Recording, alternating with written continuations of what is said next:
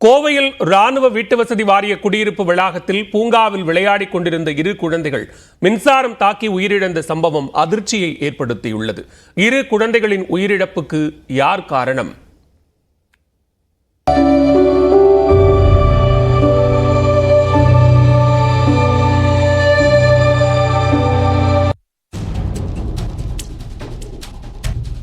கோவை சரவணம்பட்டி துடியலூர் சாலையில் இராணுவ வீட்டு வசதி வாரிய குடியிருப்பு வளாகம் உள்ளது. இங்கு இராணுவ வீரர்கள், ஓய்வு பெற்ற இராணுவ வீரர்கள் அவர்களது குடும்பத்துடன் வசித்து வருகின்றனர்.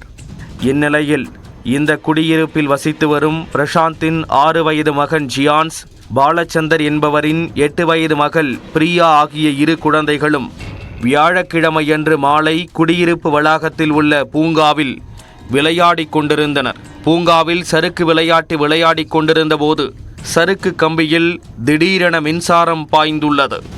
அப்போது சறுக்கு கம்பியை பிடித்து கொண்டிருந்த இரு குழந்தைகளும் மின்சாரம் தாக்கி கீழே விழுந்தனர்.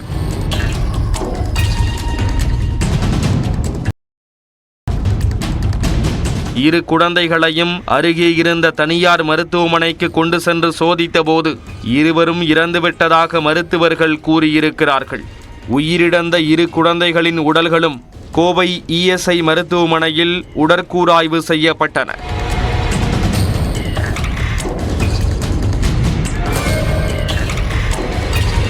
இந்த சம்பவம் குறித்து சரவணம்பட்டி போலீசார் விசாரணை மேற்கொண்டு வருகின்றனர். சம்பவம் நடப்பதற்கு சில தினங்களுக்கு முன்னதாக பூங்கா அருகே தரைக்கு அடியில் செல்லும் மின்சார வயர்களை தோண்டி எடுத்து வேலை பார்த்திருப்பதாக கூறப்படுகிறது. பணிகளை சரியான முறையில் முடிக்காததால் பூங்கா சறுக்கு விளையாட்டு கம்பியில் மின் கசிவு ஏற்பட்டு இரு குழந்தைகள் உயிரிழந்து இருப்பது தெரிய வந்துள்ளது.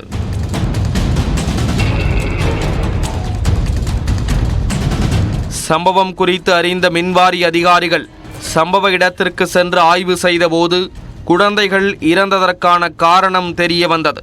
இராணுவ குடியிருப்பு வளாகத்தில் உள்ள குழந்தைகள் பூங்காவை சில நாட்களுக்கு முன்பு மேம்படுத்தி இருக்கின்றனர். அப்போது பூங்காவிற்குள் தரைக்கடியே மின்சார வயர்களை பதித்து அதிலிருந்து மின்சாரம் எடுத்து மின் விளக்குகளுக்கு கொடுத்துள்ளனர்.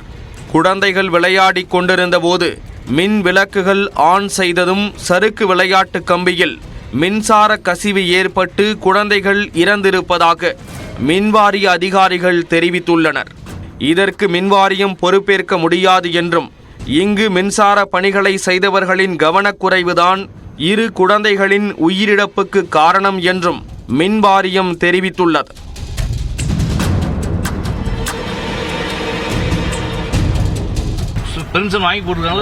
எங்க பார்ட் வந்து அது கிடையாது. நாங்க வந்து வெளியே நின்றோம். இது மீட்டரோட சரி, அவங்க central outgoing side from meter to outgoing side அவங்க தான் பாத்துக்கணும். அவங்க முழுக்க அவங்களோட நம்ம ஈபியோட இதுல கிடையாது. ஸ்ட்ரீட் லைட் மெயின்டைன் பண்றது அவங்க தான். அவங்க உள்ள இன்டர்னல் ஸ்ட்ரீட் லைட் அது அந்த லெஃப்ட் சைடுல போட்டுருந்தாங்க சார். அதான் சொல்லுங்க, அது நேரா அந்த ரேம்புக்கு நேரா ஒரு லைட் போட்டுருந்தாங்க சார். அதுக்கு போறதுனால தான் எடுத்துட்டு போறாங்க. நம்ம ரிப்போர்ட் வந்து அவங்க சார்பில் தான். ஆமா சார். குடியிருப்போர் வளாகத்தில் பாதுகாப்பு அம்சங்கள் கவனிக்கப்படாமல் விடப்பட்டதா என்பது குறித்தும் பூங்கா பராமரிப்பிற்கான பொறுப்பாளர்கள் யார் என்பது குறித்தும் கோவை சரவணம்பட்டி போலீசார் விசாரணை மேற்கொண்டுள்ளனர். விளையாட சென்ற இரு குழந்தைகள் குடியிருப்பு வளாகத்திலேயே உயிரிழந்த சம்பவம் இராணுவ வீரர்களிடமும் அவர்களின் குடும்பத்தினரிடமும் பெரும் சோகத்தை ஏற்படுத்தியுள்ளது.